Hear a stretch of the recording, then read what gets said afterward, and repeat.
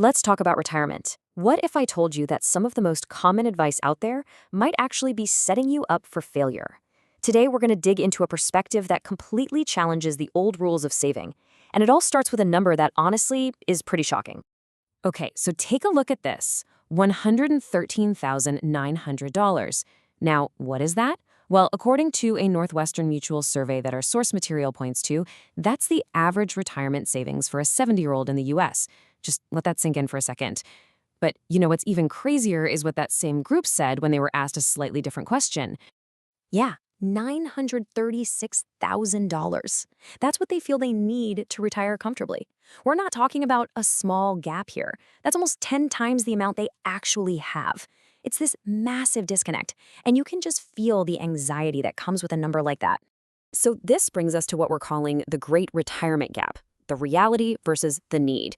Let's really break this down. Why does this massive chasm even exist? And maybe more importantly, what's the conventional wisdom that's kind of leading people down this path in the first place? When you see a statistic like that the average 70-year-old has less than an eighth of what they think they need, you realize this isn't just about spreadsheets and numbers. It's a fear problem. And it makes sense, right? The number one fear for so many people is running out of money in retirement. So the source we're looking at today says, okay, let's tackle this fear head on by actually questioning the math we're all using. Okay, so before we can get to the new math, we've got to deconstruct the old math. For decades, a huge part of the financial world has sworn by something called the 4% rule. Let's take a look at how that actually plays out and, well, see the kind of numbers it spits out. And this quote right here, this really gets to the heart of the whole argument. The source is basically saying, we've been asking the wrong question all along. Instead of, how much money do I need to save? The question should have been, how much income do I need? And then, how much money do you need to generate that income? It's a subtle shift, but it changes everything. So let's do the calculation, the old school 4% rule way. Let's say your goal is $100,000 a year in today's money. Nice, right? Well, step one, you gotta account for inflation. Let's say over 15 years, that 100 grand becomes a need for 200 grand, okay? Then, step two, taxes. Oh yeah, can't forget those. To actually take home that $200,000, you might need to generate $250,000 before taxes. And then, only after all that, you apply the 4% rule to that final number. And boom, there's the number, $6.2 million. To get that $250,000 a year by only taking out 4%, you'd need a nest egg of over $6 million. I mean, it's no wonder people feel like it's completely impossible, right? That number is just staggering for most of us. So, okay, is that it? Is everyone just doomed? Well, this is where our source says, hold on a minute, there might be a different path. They propose what they call the new math, which they claim can get you that same retirement income, but with a way smaller nest egg. Let's put these two ideas side by side and see what that looks like. All right, check this out. On the left, you've got your standard 401k with the 4% rule we just walked through. On the right, this new model, which is based on something called an Indexed Universal Life Policy, or an IUL.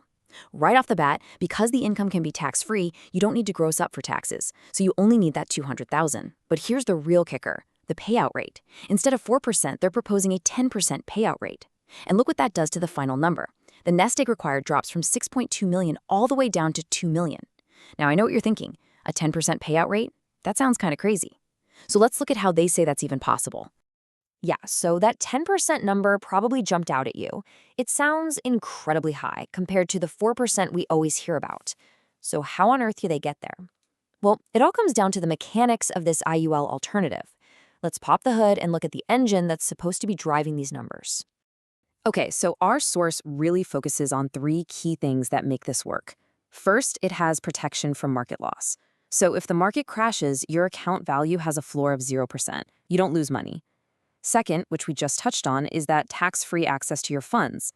And the third piece, which is really the secret sauce here, is this idea called loan arbitrage. Loan arbitrage. It sounds complicated, I know, but the basic idea is pretty straightforward. Instead of withdrawing your money for retirement, you take a loan against your policy. Now here's the cool part. The money in your policy, your principal, it stays put. It doesn't get touched. It keeps earning interest.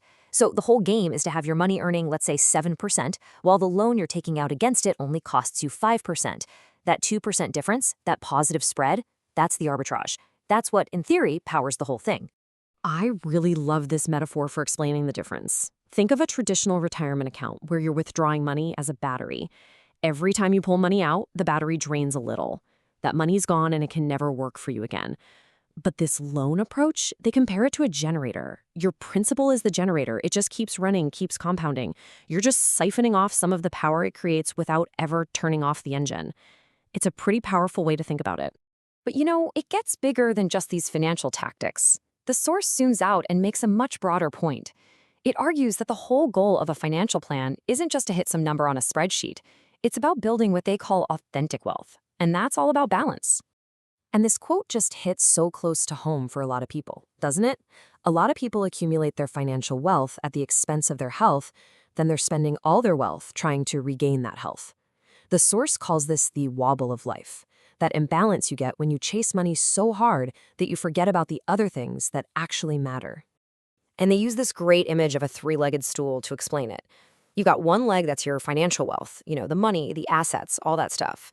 But the other two legs are just as important. There's foundational wealth, your family, your health, your relationships, and then there's intellectual wealth, your wisdom, your skills, your reputation. And the point is, if you want a stable life, if you want that stool to not wobble and fall over, all three legs have got to be strong. So that really leaves us with one big question to think about, and it has nothing to do with IULs or 401ks. It's this: is your financial plan just about hitting a number, or is it actually supporting all three dimensions of your wealth?